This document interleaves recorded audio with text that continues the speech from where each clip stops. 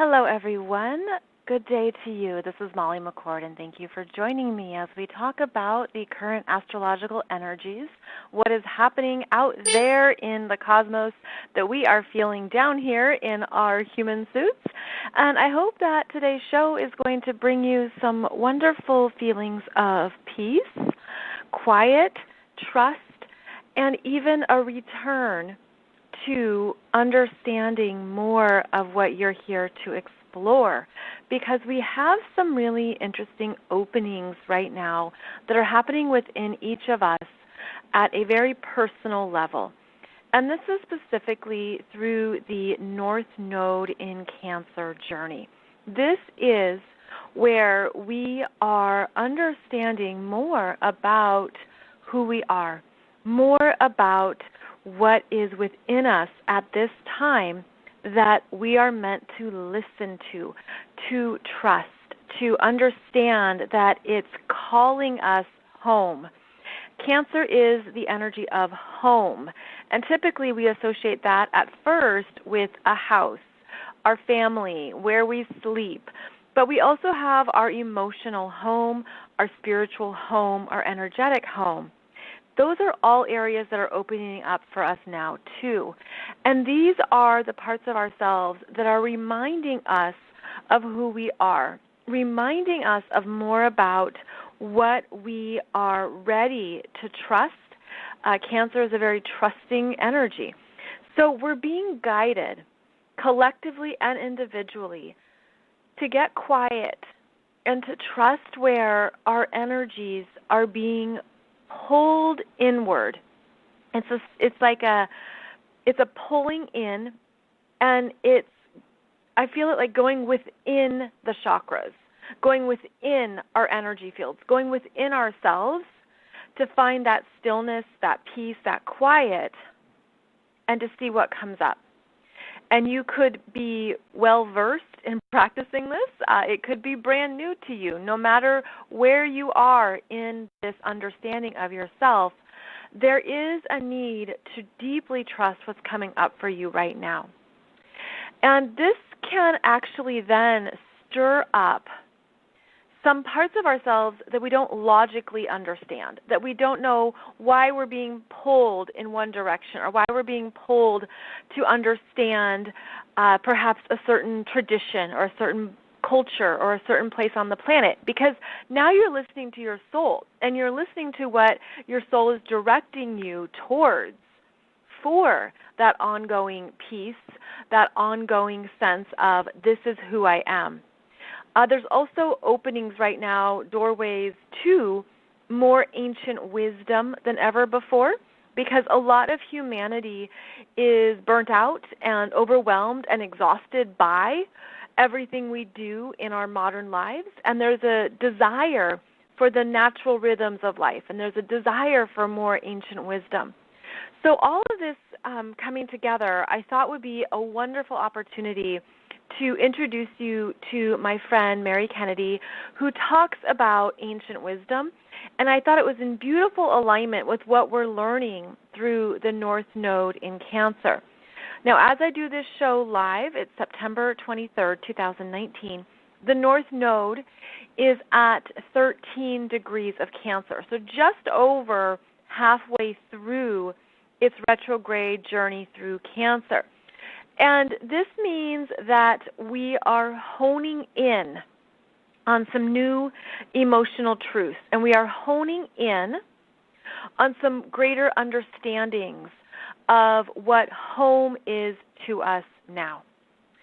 So with that, I'm going to invite my friend Mary here to have a conversation with me about ancient wisdom, about that spiritual journey that we move through, and to begin an interesting understanding of what we can trust in ourselves right now.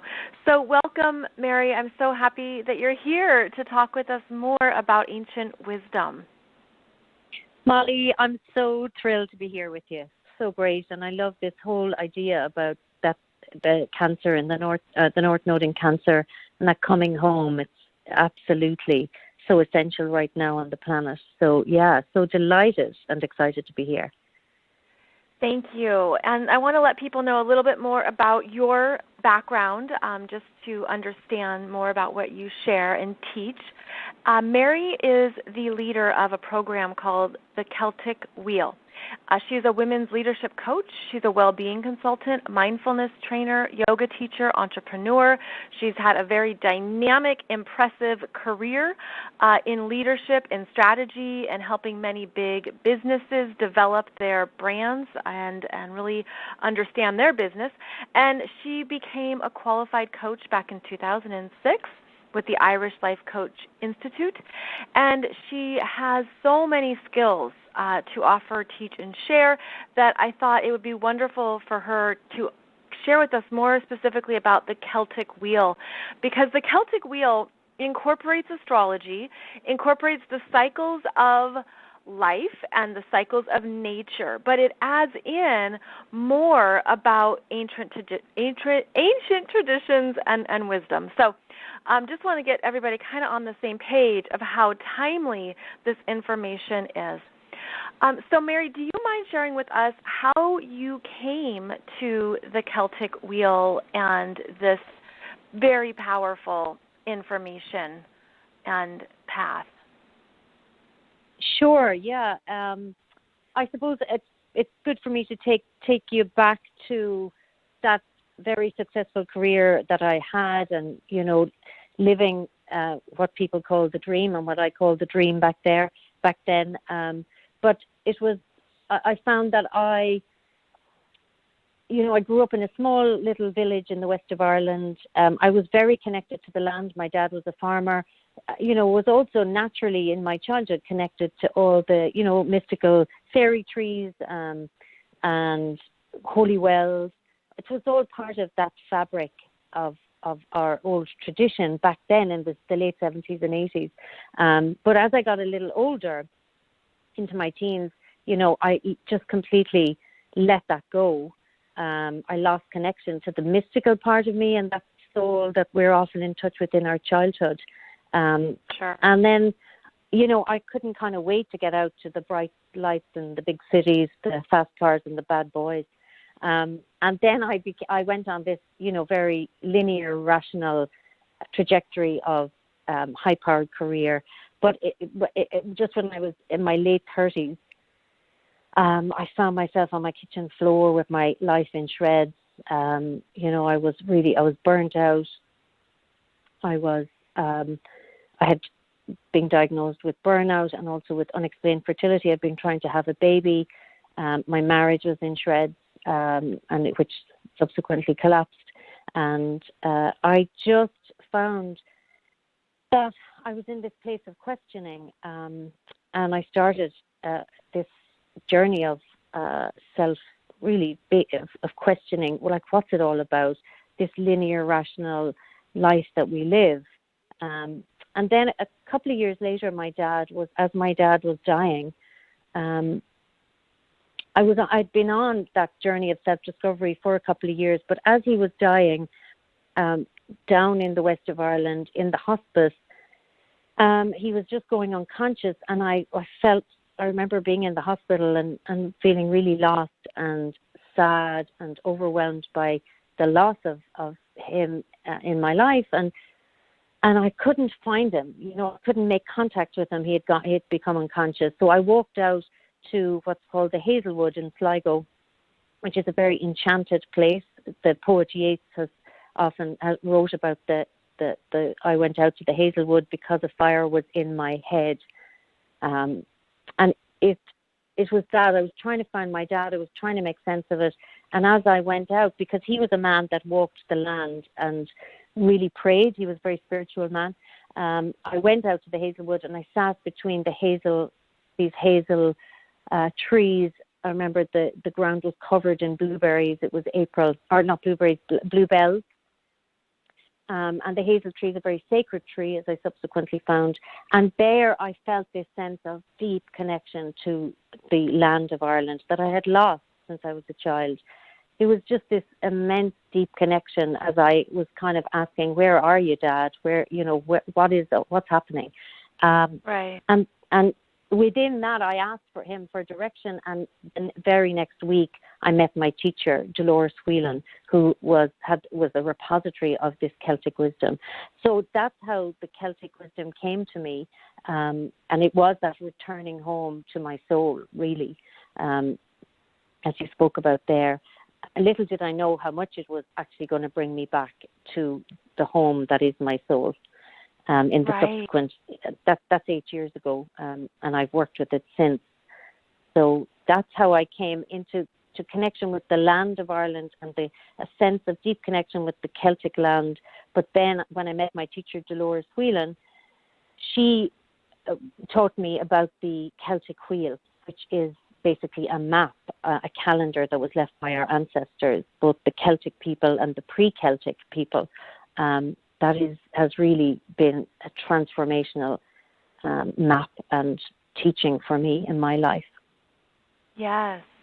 And I love, I mean, I can't wait to talk more about the Celtic Wheel, but I also want to touch on the fact that so many people can relate to this understanding and the feelings of being exhausted from the linear path, being done with a certain chapter or sense of what success looks like.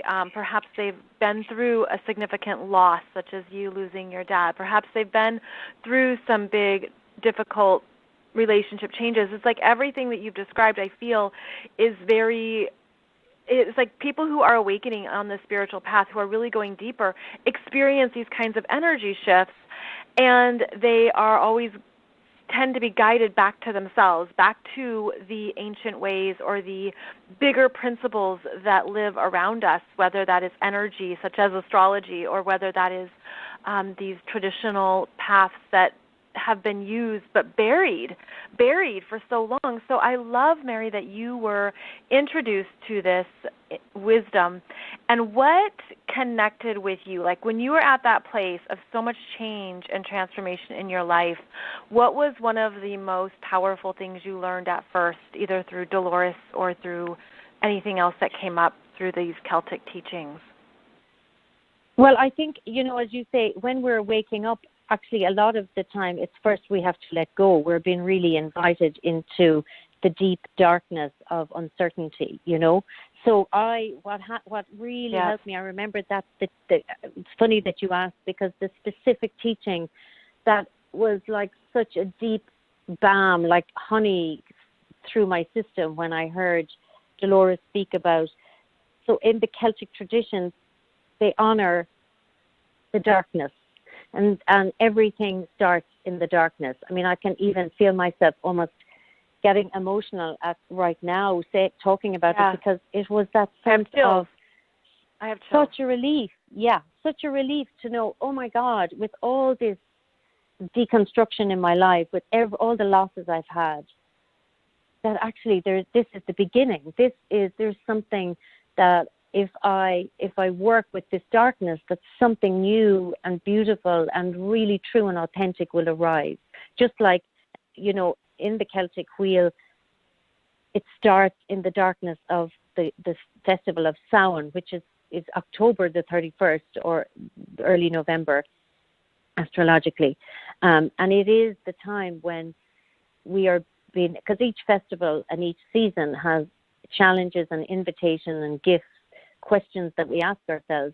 And at Samhain, you're asking, what is it that needs to die? What is no longer serving me? Or you're being invited to let go. How can I just surrender? How could I surrender the identity of Mary as this high-powered, successful, woman who would travel the world and had it all, it appeared. I was so connected and identified with that. That part of me was being asked I had to let that part go to really start to move and live from the deeper place in my soul. So at Samhain, the invitation is to stay with the discomfort of uncertainty, of not knowing, of loss, all those things. Who am I without my father in the world? Who am I without the big job? So and that's very deeply uncomfortable. But that to me was just, it felt like such a relief to actually be able to learn to surrender to that, and to learn that actually sometimes that if we can't even consider letting go, we might just be able to loosen our grip. Just loosen our grip on what we are holding tight. We don't want things to change. We're afraid of uncertainty. So that was. It's so beautifully explained, because I think one of the most powerful things right there is to sit with the discomfort, because how often do we want to rush out of that, start something new, go back, we can get in karmic circles that way. We can go back to the same thing. We can, make any choice. But when we sit in that discomfort or allow it to be a beautiful, powerful teacher, there's this new energy force that comes in to support what those next choices could be, or those new possibilities are. So obviously incredible wisdom there, and I like how you're so much in this process. I mean, that's one of the things I really admire about you, is that you know this so well, because you've lived this energy. You don't just teach it or talk about it. You're in it. You're very real, very authentic. And that's what makes you such a beautiful guide for people who are in the same place in their life of like, well, what do I do next? What do I trust next? And from my understanding of the Celtic Wheel, it is moving through these festivals and the seasons. So could you touch on a little bit about that, about introducing people to more about the ancient Celtic festivals and kind of what the journey is for each one? Yeah, absolutely. There are 8 festivals in a calendar year, but as I said, the Celtic Wheel, Celtic Calendar starts at the end of October in, like Halloween, basically around Halloween. And each of those 8 festivals happen at intervals of about 6 to 7 weeks, and they divide the year up into 8 seasons. So you will have 8 different seasons, and each of those seasons bring different energies, gifts, themes. They each have different mythologies. Each of them have the challenges and invitations. That's what we work with.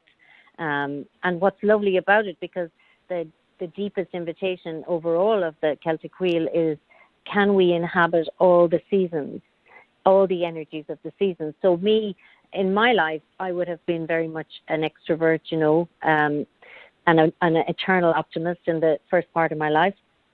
And my bias would always have been that I would have a preference for summer and spring, that expansive, out there, everything shiny, everything bright, which is what the dominant culture also has the privileges very much. It values that very masculine, shining, bright, out in the world. And the Celtic Calendar really invites us to inhabit. So I had to really look at the darkness, because it was the opposite. It was the polarity. I didn't like winter. I don't like the cold. I didn't want darkness. I want to be in my flip-flops, in the sunshine. And that was actually, when I looked at my life, I was similarly living like that too. So that just shows you the different energies and gifts. So if one of the skills that we build in working with the wheel is, can we inhabit all 8 energies, all the 8 seasons, and do we know when to move in and when to move out of a season? So we can get stuck in our sadness, we can get stuck in the darkness, and equally we can get stuck in the bright summer solstice, shining bright. I hope that makes sense, does it? Absolutely, beautifully explained. Yeah. And then, of course, I think of it in terms of the astrology of how in a chart, depending on what time of year you were born, if you were born in the fall, then perhaps that is your favorite time of the year, and that's the energy you're most comfortable with. And then a 6 month opposition, so if you are a Libra, that is your natal energy, then perhaps Aries energy is more of a challenge for you. I mean, you can look at these polarities in some very fascinating ways to understand where you need more support, guidance, understanding, even openings into yourself. This also relates to the moon sign in a chart, because the moon sign is where we feel at home, where we feel a sense of, this is what's comfortable for me, this is where I want to go, this is where I want to stay, this is my emotional world. And so that also is a good indicator of where we feel in our natural state or where we feel a resonance. And then if we open up to understanding where we don't feel as supported, this type of deep wisdom reminds us that we can feel supported regardless or perhaps because of what's happening through the natural cycles. We are part of the seasons. We are part of nature and all the wisdom that is inherent in each season. Yeah, and I think that's beautiful, because the wisdom of cycles in astrology, as well as in something like the indigenous Celtic wisdom, and in so many indigenous wisdoms, it's bringing us back into the living more from a more circulinear rather than just linear way of being in the world. Right. And another thing that you teach and remind people of, because a lot of this can feel like a reminder. It's like deep within us, there's something that resonates. That's like, oh, I know this, or this feels like home. One of the things that you teach beautifully, Mary, is about the 3 wisdoms that you work with. Can you explain more about those 3 wisdoms that you teach and remind people of? Sure, yeah. Just basically coming from what I have learned in the last 14 years or so, and practiced and worked with in my own life. In the Celtic Wheel, where particularly in the Celtic Wheel online program that I do for women, I work with 3 wisdoms. The first is the ancient Celtic wisdom, which involves the wheel and a lot of the wisdom that comes from that Celtic mind and that Celtic consciousness.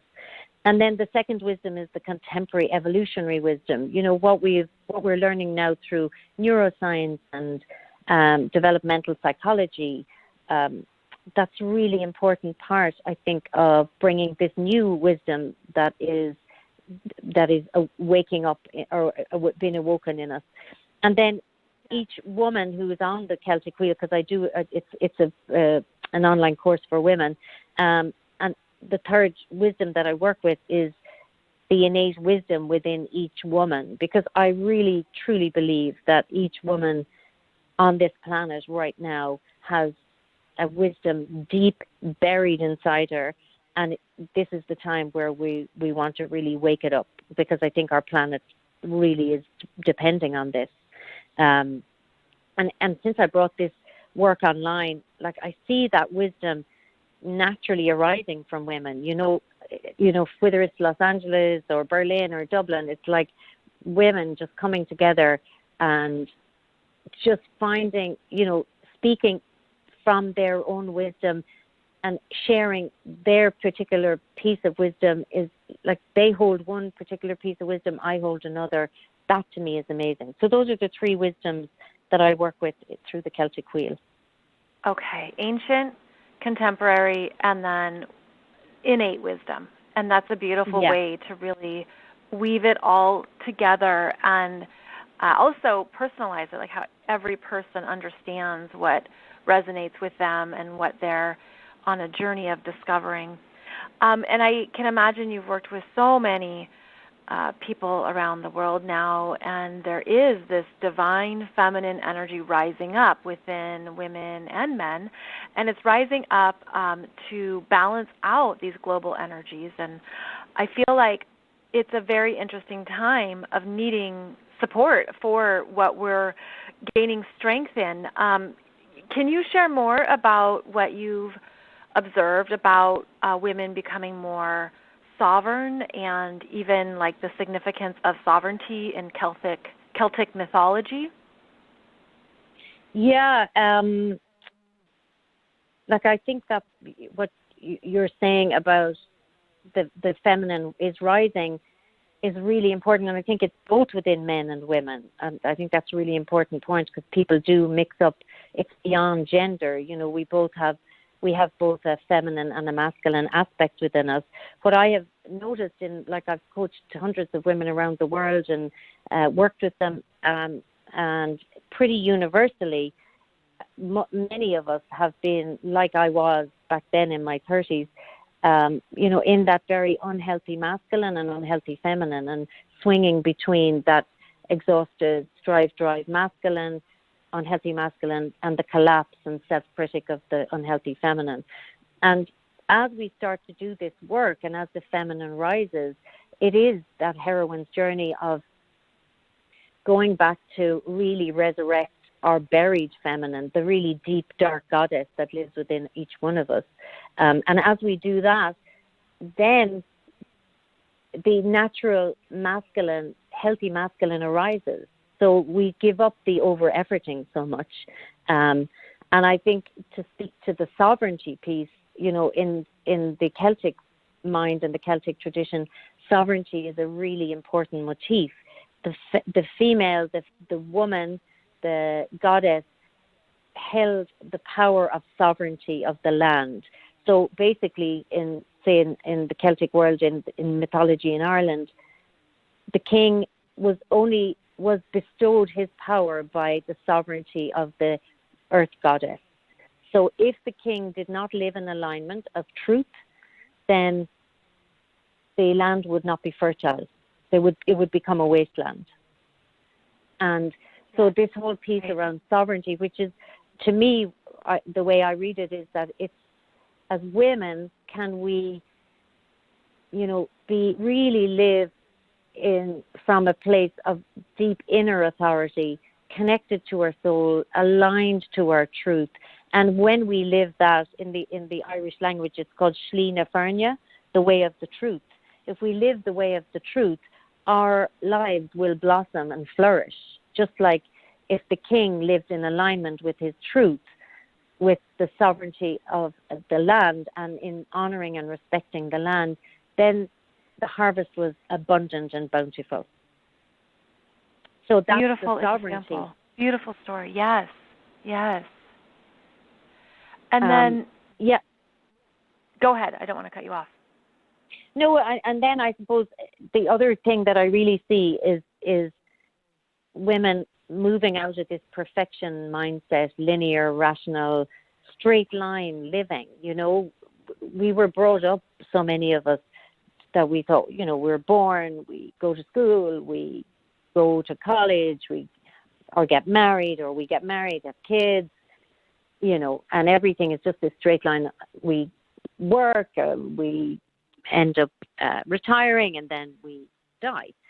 And instead of that leads a very perfectionist kind of way to be in the world. It's a straight line, and it's not very resilient way of being in the world. So we need to be able to swerve and have corners and be with loss, and be with not loss just and death at the end, but be with the many losses that come in our lives and the many new beginnings that come.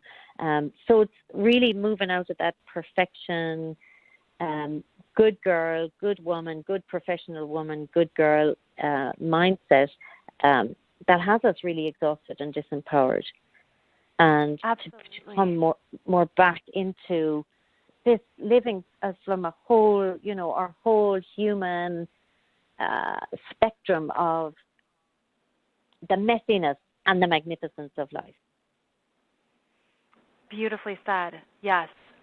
More open, flourishing, blossoming, and a few things I want to throw in there astrologically is that the energy of Pluto in Virgo and Uranus in Virgo that many people were born with is part of that drive to contribute, to work, to walk a linear path, and like that becomes that unconscious programming that guides life. And then when those energies in one's chart, the Pluto in Virgo and Uranus in Virgo specifically, are activated through transits, there's these awakenings that happen for people where it's like, no, I'm meant to do more, and I'm meant to heal myself and to be in harmony with the earth and step into a higher service. And it's like all that Virgo energy really blooms.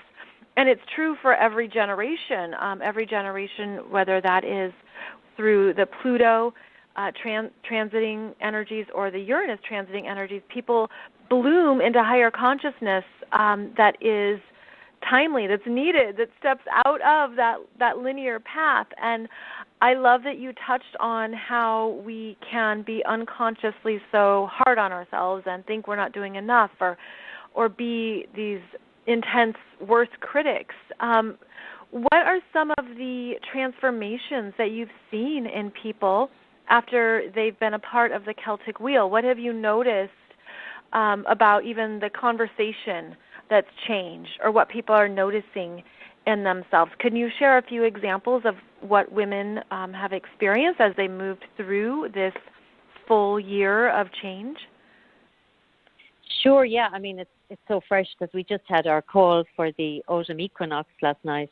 And, even then I'm constantly amazed, even though I know the power of this work, I'm just constantly amazed at the transformations that are happening. I know one woman really stood up for herself in a work situation where she would have previously, either left her job or would have just stayed quiet. She really stood up, and that was really new for her. It's like she really had her own back, and she found speaking her truth and learning how to stand her ground while staying in her feminine self, working with a lot of self-compassion to keep herself soft, but at the same time strong. So that was a big piece.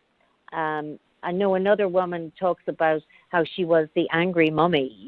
She just was this angry, exhausted, tired mummy, and how her transformation has been to her family cannot believe that, they're like, what is this Celtic Wheel? They're wondering what's happened, because she's moved from really seeing her anger and seeing how it was coming from a place of deep criticism within herself, deep deficiency within herself, and just being able to, again, just soften around the anger, soften with herself.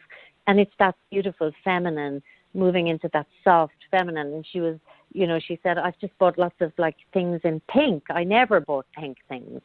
And, just the pride with which she was talking about it. So she's a very high-powered career woman who's finding her feminine again. And she loved this whole season of Samhain to winter solstice, which was really giving herself permission to rest and move inwards and not be in action. Just like nature, everything goes into the earth, all the life force goes down into the earth. So she really aligned with that, and she found that so deeply healing. So that's two. There's loads more people have left relationships that were, were just, they just were not serving them, and they needed to let them go. So it's been amazing, because it means it's a very safe space for women to come together and support each other, and also when we see that other people around the planet are also experiencing some of these challenges that we're having as we awaken more and more and live more aligned to our soul, there's such a deep sense of relief in that shared humanity. Absolutely. And I think that's really essential right now, that people need to feel connected as you go through this work, to know that you're not alone, you don't have to figure it all out, and even in these group environments, depending how much you participate or not, chances are someone's going to say something that you need to hear. That's exactly what you were looking for. That's exactly what is right for you. And there's just this deep need right now for so many people who are even leading their soul groups. They're the first in their family, the first in their friends, the first in their community or culture. To do this kind of deeper work at this level, you need support. You need to know you're not alone, even if your people are all over the world. That emotional support is vital. So it's timely right now. And as I said at the start of the show, this North Node in Cancer, Cancer is about the family tribe and who you consider family at an emotional level, at a private level, at a sense of I can be all of myself and it's safe. Safety is a key word with Cancer. So I think that there is this activation within each of us. It's sort of like the GPS navigation that's like, where am I safe to be myself? And I love what you're doing with the Celtic Wheel, Mary, where you're giving people that space, encouragement, and ability to really be this whole new version of themselves. It's wonderful work. Yeah, it's such. I feel such a privilege, but it's also, Molly, because it's my soul's work, and even Yes. me to step into doing this was a big step, because I was that professional girl who, leadership in organizations felt like, well, that's, I'm still kind of much more acceptable than if I go deeply into, Celtic mysticism. So even in that, I really had to I worked with the wheel in order to, but it kept coming back, this is the work of your soul. And as you say, it's that reunion of a family. It's like a soul group reunion. That's what I see in this web of women around the world. What's really Absolutely. interesting is to watch this sense of, wow, like it's almost like we definitely have been here before. And I'm getting calls from people different, in the States, and they're saying like, I've nothing to do with Ireland. I have no family connections, but I'm getting this call to come to the land. And it's so interesting. I feel like the feminine wisdom, or the divine feminine rising, there's also a Celtic wisdom is rising. And that's really interesting to me, because it's such a feminine country, such a feminine land. The land of Ireland was always considered the goddess. So, yeah. Right, and there's been so many layers of energy in Ireland through the many centuries, and this is like the digging in to what's been present in, I'm seeing it as the land, forever. And the intention of the land, even the intention of this place on the globe, and how that energy is meant to be very supportive, loving, abundant, nurturing for anyone who feels called to it, who feels called to reconnect with it, regardless of where they are on the globe. Absolutely. And I think it's also important, just in terms of the astrological aspect, the Celtic people were very land-based religion, like so many of that time. But the pre-Celts, those who built the big monuments, there are massive, amazing monuments like Stonehenge in the UK, but like Newgrange here, and they are all aligned. Those are aligned to the stars. So it's not just the earth, but also the cosmos. And they were stargazers, those who built the megalithic people who built, these massive monuments that we still don't really know what they were there for, but we know they were aligned to the solstices and the equinoxes. So they were very much solar, connected to the solar and to the stars. And then when the Celts came, they were much more connected to the land. So there are 4 land festivals or earth festivals, and there are 4 solar festivals in the Celtic Wheel. But I think it's really important in terms of astrology that they were guided in some way and lived aligned to the stars as well. Yes. And I also wanted to offer the insight for people that your masculine planets are the Sun and Mars. Your feminine planets are the Moon and Venus.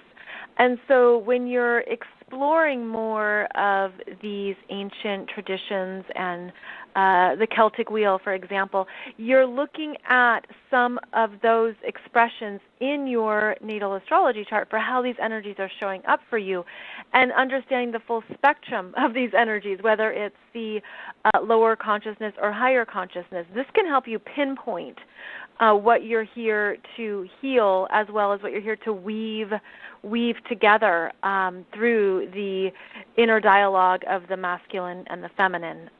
It's pretty cool to see how those things overlap and connect in an astrology chart as well. So, Mary, I wanted to let everybody know that they can go to thecelticwheel.com if they want to understand more about this online program, a little bit more about the 8 festivals, the 8 pillars of the journey. Would you mind describing a little bit about the 8 pillars of the journey so that they can see how much you teach and how much you offer throughout the year? Yeah, I just to say the numerology is important. Like 8 is an important number, and so it's 8 seasons, and we also have the 8 pillars of the journey through the wheel. So the pillars are like rituals. So we have with ritual, one of the pillars is ritual, where you're working both with personal ritual and the collective ritual. So we meet as a group on each of the festivals and we celebrate the ritual online together. But also there are practices and personal rituals that you weave in between those festivals through the seasons. Another is the wisdoms, and we've spoken about that. Another pillar is the wisdom, the three wisdoms. Another is the mythology, just really connecting with the gods and goddesses, the heroes and the heroines in the Irish tradition. Well, it's particularly in the Irish tradition, but in the general Celtic tradition, and what they can teach us about our own mythology. And another is the tribe. You know, when I envisioned this whole online, putting the Celtic Wheel online, in the beginning, I had this image of a web of women around the world, holding as wisdom holders, as Celtic wisdom holders, working with Celtic wisdom in their particular corner of the world.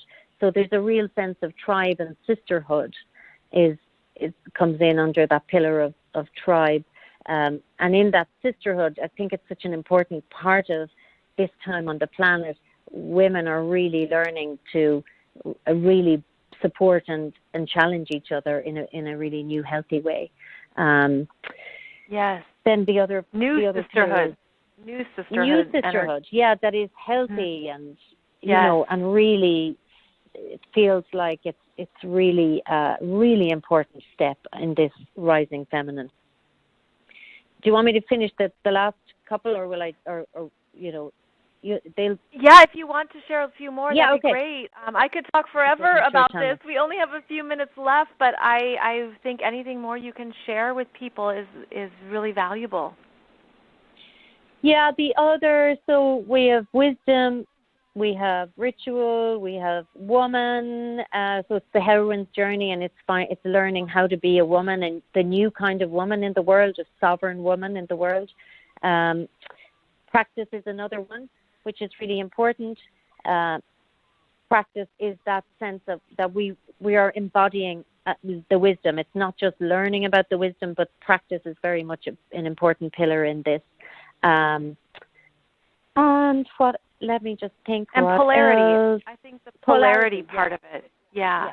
That's the big piece. Just like the Celts really honoured polarity, and I think it's one of the very skillful ways of being in the world is learning to mediate between poles, you know, to your feminine, masculine, your joys and your sorrows, your achievements and your failures. Like, how can we be with the messiness of all of that? Right. I think that's so crucial as a woman. And I think as women, we have the capacity. I know we can do it, but learning to not fall into either polarity, but rather to be able to be the third thing, which is that part of us that can hold both polarities and know how to be with our 10,000 joys and 10,000 sorrows, and not just fall into our sorrows or chase our joys, if that makes sense. Oh, beautifully said. So, absolutely. Yeah. And again, if you want to check out the Celtic Wheel, it's thecelticwheel.com. And you can also look at Mary's website. It's Mary with an I, marykennedy.com. And it looks like you have some more programs, too, that you teach and offer that people can just, you know, stay in contact with you about, or if they're in Ireland, they may be able to attend some of those as well. Yeah. Lots of things. I mean, I primarily work with women, but yeah, it's great. Doing my soul's work, finally, having the courage to really, you know, shout it from the mountaintop. And I will say to everyone who's listening, you know, even though I resisted it for a long time, it's actually the most effortless way to work. It's really interesting when you do finally really learn to trust that coming home and that soul calling. When you do align with it, something effort. Yes. It brings you into an effortless way of being in the world. Yes, absolutely. And there's this new flow and ease, and Yeah. it's really something. And I have to tell you that it's a joy to connect with your work, Mary. I've learned a lot. I did the Celtic Wheel the past year, and I loved it. And that's why I wanted to share it with more people, because I think that it has a lot of value. It's very timely. It's very modern. And I think that Mary is a fabulous teacher. So we do have to sign off now, but do you have any final words that you would like to share with those who are listening, Mary? Thank you, Molly. I would just, wish or let people know that, this awakening, when things feel like they're being deconstructed in your life, to really just trust. We're always trusting in something, but if you can just trust in the not knowing and be with the discomfort of that and just let it have its way with you, it's you're letting the Cailleach or the hag or have her way with you. She will turn into springtime. She will turn into the maiden if you just let her have her way with you. So trust in that something new wants to move and something old wants to die. So, yeah, that's what I'd love to leave people with. Yes, thank you. Thank you so much. And those who know astrology, you know how much this coincides with not only the North Node in Cancer, but the South Node in Capricorn, leaving behind our old responsibilities, roles, professions, what we thought we would be doing forever. And then, of course, Saturn in Capricorn was sitting there. So just know that all of this is part of our journey. You're supported. You have power. You have choices. And I hope that for some of you, connecting with Mary is very much a part of your next steps. So thank you for being here, Mary. Such a joy to speak with you. And thank you, everybody, for listening. I'll be back on Wednesday for our weekly intuitive astrology and energies of the week ahead. And I wish you a beautiful day ahead. So thank you so much. Take good care. Bye-bye. Thank you, Molly.